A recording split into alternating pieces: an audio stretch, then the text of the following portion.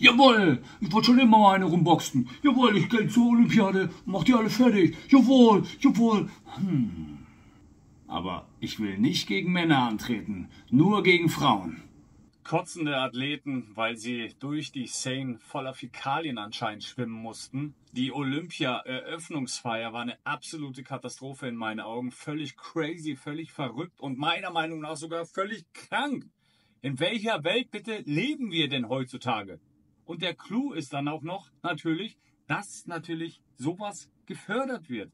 Dass Männer Frauen werden und dann bei Frauenwettkämpfen natürlich gewinnen. Nun aber ist es soweit, dass es ein Frauenboxdrama bei der Olympiade gibt.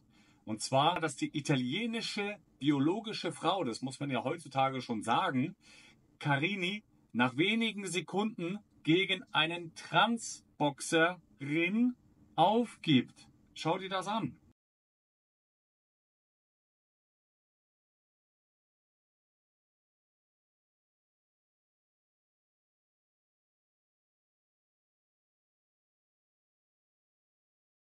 Was ist nun passiert?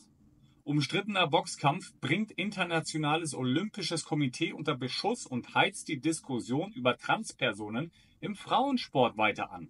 Ist doch voll normal. Was soll denn das? Es gibt Mann und es gibt Frau. Der olympische Boxkampf der Frauen im Weltergewicht zwischen der Italienerin Angela Carini und Imane Khelif aus Algerien endete schnell. Nach nur wenigen Sekunden. Die italienische Boxerin musste bei offener Deckung einen kräftigen Punch einstecken, ohne K.O. zu gehen. Dessen Wucht sie offensichtlich aber erstaunte. Es war der erste Schlag ihrer Gegnerin. Carini ging danach in die Ecke zu ihrem Coach. Der gab sofort das Zeichen der Aufgabe. Gegnerin Khelif ist im Viertelfinale. Der Kampf konnte leider nicht im öffentlich-rechtlichen Fernsehen verfolgt werden. Dort konzentriert man sich auf mögliche deutsche Medaillen oder Superstars. Dementsprechend machen wir jetzt auch so ein Video. Dementsprechend darfst du das gerne natürlich weiterteilen, damit auch andere Olympia-Fans davon Wind bekommen. Ich finde es auf jeden Fall ganz schön tragisch, dass Frauen, die sich ihren Arsch aufreißen, Gas geben, trainieren für die Olympiade, Gas geben und natürlich alles versuchen zu machen. Aber wenn dann wie sagt man denn dann? Wenn dann eine Frau, Mann-Frau kommt, hey, das ist aus biologischer Sicht schon, hat diese Frau dann in dem Fall keine Chance. Alleine schon von der Kraft her. Ich will jetzt nicht sagen, dass es Frauen gibt, die immer schwächer sind als Männer. Nein, es gibt 100% biologische Frauen, die gegen biologische Männer antreten können. Und die machen die weg. Das ist ja gar kein Thema. Aber natürlich ganz klar, bei Olympia, wo die ganze Welt sozusagen hinschaut, fällt sowas dann natürlich ins Gewicht. Und das ist dann in meinen Augen, auf jeden Fall, wenn es um sowas geht, echt hart. Das ist echt fies und ich finde das nicht normal. Weil egal wie hart diese Frau trainiert hat, sie kann gegen einen Mann, der trainiert, ja, Mann, Frau, nicht gewinnen. Außer sie trifft vielleicht mal so einen Lucky Punch so zwischen die Beine. Aber das wäre dann wieder Disqualifizierung. Der Kampf hatte vorab hitzige Diskussionen und große Aufmerksamkeit gesorgt, weil Imane Khelif eine Transfrau ist und sie über eine sehr viel größere Schlagkraft verfügt. Im Boxkampf, wo harte Schläge ausgeteilt und eingesteckt werden, unter Umständen mit der Folge, dass Kämpfer medizinisch behandelt werden müssen, auch im Krankenhaus, bekommt die grundsätzliche Frage, ob Transpersonen in den Frauensport integriert werden sollen. Eine besondere Drastik. Nach dem Kampf übrigens kocht es auf den Rängen im Debattenforum X. Abzusehen war, dass aus dem Dickicht der Fäuste, wie der Boxsport einmal vom Dichter Wolfratschek betitelt wurde, zum Dickicht der verbalen Schlagabtäusche wird. Vorwürfe hagelt es gegen das Internationale Olympische Komitee, CIO, das anders als der Boxverband IBA bei Weltmeisterschaften zwei Transboxerinnen, Imane Khelif und Lyn Yuting aus Taiwan, für die Olympischen Spiele zugelassen hat. Bei Weltmeisterschaften wurden diese disqualifiziert. Aber Olympia macht alles möglich. Über Khelif hieß es, dass sie bei den Titelkämpfen in Neu-Delhi zu hohe Testosteronwerte aufgewiesen hatte. Als Frau zu hohe Testosteronwerte. Ach so, Transfrau. Jetzt natürlich auch die Frage, Aufgabe aus Protest.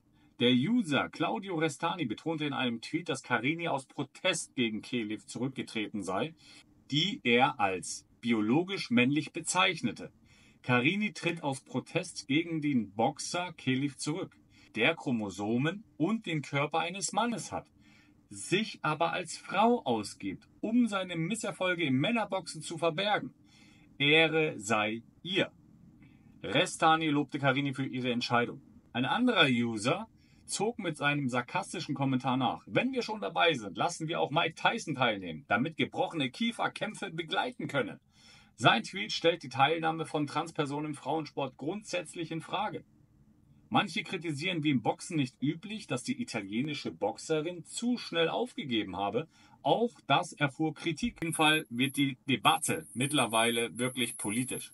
Der Fall nämlich wirft ein Schlaglicht auf die anhaltende Debatte um die Teilnahme von Transpersonen im Frauensport. Ich bin sehr gespannt, was deine Meinung dazu ist. Bist du vielleicht ein Amateur in deiner Preisklasse? Melde dich doch ganz kurz als Frau, trainiere ein bisschen weiter, qualifiziere dich als Frau für die Frauenolympiade oder Frauenturniere und räum eine nach der anderen Medaillen ab. Also wirklich, wo sind wir hingekommen? Befürworter allerdings argumentieren, dass Transfrauen das Recht haben, unter fairen Bedingungen zu konkurrieren, während Kritiker befürchten, dass physische Unterschiede zu unfairen Vorteilen führen könnten. Na klar. Das internationale Komitee steht unter Druck, klare Richtlinien zu entwickeln, um sowohl die Inklusion zu fördern, als auch die Fairness zu gewährleisten. Auch die italienische Ministerpräsidentin Meloni hat sich mittlerweile in die Diskussion eingeschaltet. Mit diesen Testosteronwerten ist es kein fairer Wettkampf. Athleten mit männlichen Merkmalen sollten nicht an Frauenwettbewerben teilnehmen dürfen, um die Rechte der weiblichen Athleten zu schützen. Und nicht nur das, sondern es geht auch hier um die Gesundheit. Denn so ein sogenannter Genderwahn bringt auch natürlich seine gesundheitlichen Folgen auch im Sport. Hirnschaden nach Match mit Transgender-Sportler. Ehemalige Athletin kritisiert Olympia. Die Zulassung biologischer Männer als Transboxerinnen bei den Olympischen Spielen sorgt weiterhin für Zündstoff. Inzwischen hat sich auch eine ehemalige Sportlerin zu Wort gemeldet, da deren Traum einer Profikarriere durch einen Transgender-Athleten je beendet wurde. Ein biologischer Mann im gegnerischen Team schlug ihr den Ball bei einem Volleyballmatch mit solcher Wucht gegen den Kopf, dass sie ein Schädeltrauma erlitt und einen Hirnschaden davon trug. Ja, wo sind wir denn da jetzt hingekommen? Als sie zu Boden ging, kicherte ihr Gegner vor Freude. Bis heute kämpft sie mit den Folgeschäden. Das Woke-Treib bei den Olympischen Spielen betrachtet sie als moralisch falsch und böse. Und ich bin sehr gespannt, was deine Meinung dazu ist. Es ist nämlich gefährlich, die beiden Geschlechter zusammen antreten zu lassen und einfach nicht in Ordnung. Ich persönlich bin davon angewidert. Das ist moralisch falsch und böse.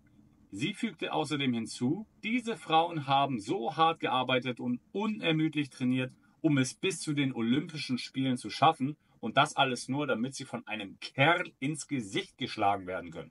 Also wie verrückt ist denn das bitte? Wirklich, habe ich gerade gesagt, Wahnsinn.